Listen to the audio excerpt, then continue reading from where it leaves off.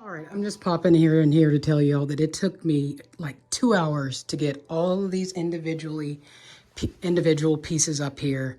And honestly, I'm kind of annoyed by it. So I just want to say to any of you all making macrame items that you are charging what you're worth. So this stuff takes a long time to do, especially the cutting and the hanging of the pieces.